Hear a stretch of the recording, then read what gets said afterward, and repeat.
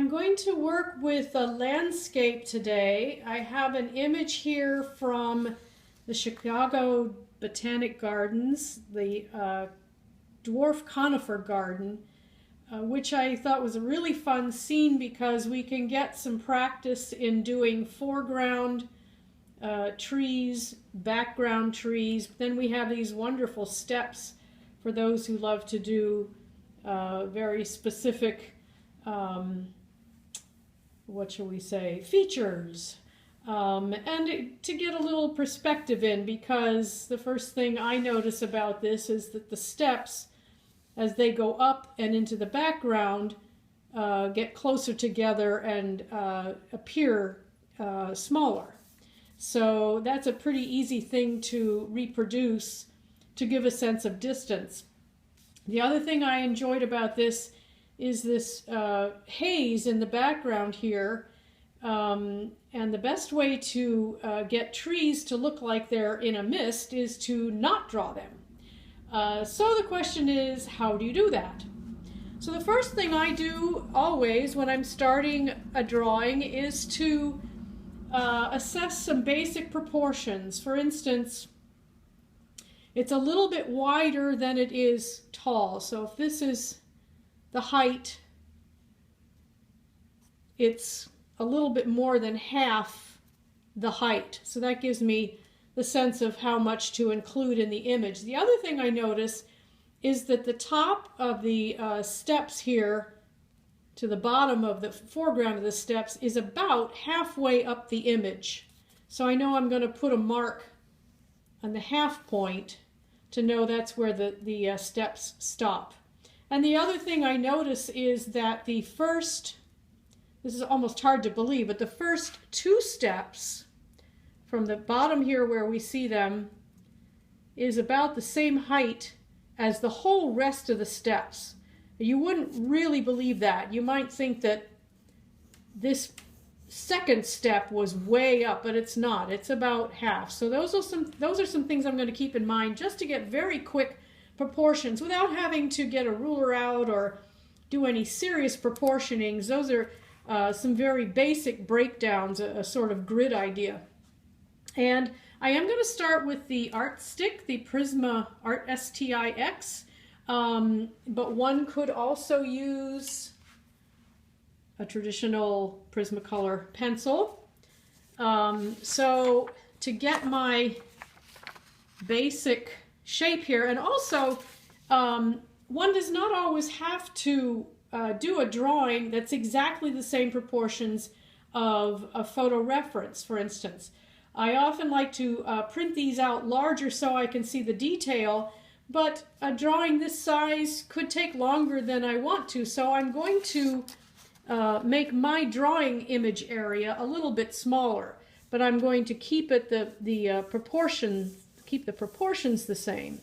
So I'm deciding that this is how far I want vertically my image to go.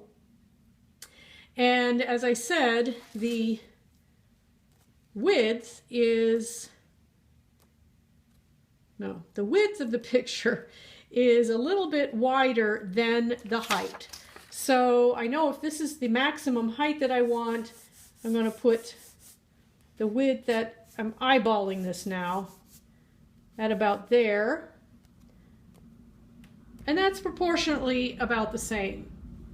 Then I'm going to be sure and put this indication of the top of the steps. Since I know that's halfway up the image, it's very nice that it happened that way, because half markings are fairly easy to eyeball. So there is going to be the top of the steps. I'll do this a little darker so it can be seen on the camera, but when I do it very lightly, because I don't want a strong line there. As you see, the shrubs break into the steps there, so I wouldn't want a strong horizontal line there. So but I'll do it a little bit darker just because it doesn't show up that well on the on the camera. And as I said, if we were doing it with a pencil, I would probably hold it this way instead of this way, because I tend to get, at this stage in the game, I don't want to get real detailed, so I would probably make the markings that way. Then I'm going to go in and get some basic groupings of greenery here, and I mean really basic. So if I were doing it with the pencil, I would do it this way, and I'm going very lightly, so you probably can't see it, but you can see that I am putting markings down, and it's not going to look like much. As a matter of fact, someone else looking at it might wonder, what the heck? And how in the world are you ever going to know where you are? I really like this tool for this reason, because I can get nice broad shapes in there. But because I did it, I have a feel for what those green blobs are. And it's putting it down. There's something about tactily putting it down. The hand and the eye is like sort of feeling where those, where that foliage might go. Then, now there, of course, we often see people doing a landscape by starting in the background and moving forward. That's important in watercolor, maybe. It's not the only way to do a landscape, and because I have a propensity to love detail, I started this one in the front. I got the detail of this step a little bit and some detail of this bush, and the reason is because that kind of satisfies my obsession with detail, and then it's easier for me to leave this background that you just don't see that much of, and that's its lovely part of this image.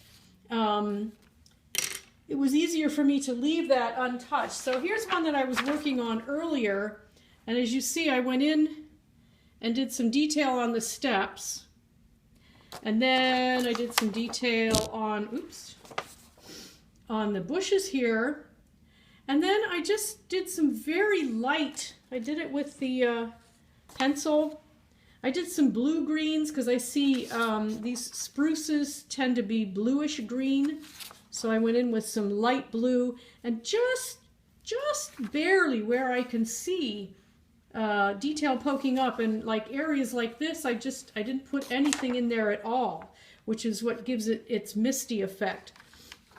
Now this looks to me to be very strong, very dark, and very maybe too strong, but then the rest of the steps are not in there. So I'm going to reserve judgment about whether that's too dark until I have some more of the steps in. And of course, you can notice the steps are much darker, much sharper edges.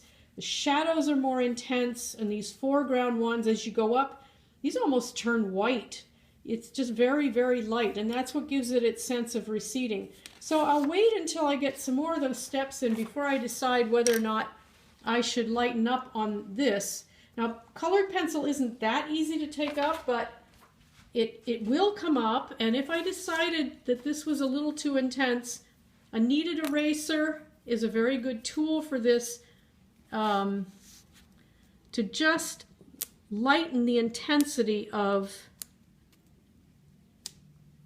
how heavily I put down those pencil marks. So I'm pushing, sort of like when we used Silly Putty as kids and we used to get imprints of the funny papers on Sunday, the colored funny papers. I'm dating myself. But it kind of works the same way. It will take it up. And then I've discovered that this is a Prismacolor pencil with an eraser, and I don't know if these are made especially, I should find out, for Prismacolor to take up colored pencil, but I discovered that it really does a good job of taking up colored pencil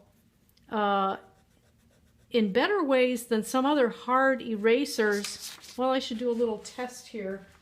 I have a hard eraser, just a random.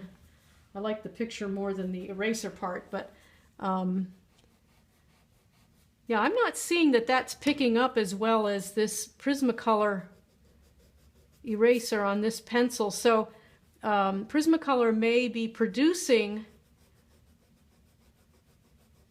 an eraser that is especially constructed to take up pencil. So, so I would just continue putting in more and more detail, but being very careful about that background to get that nice misty effect.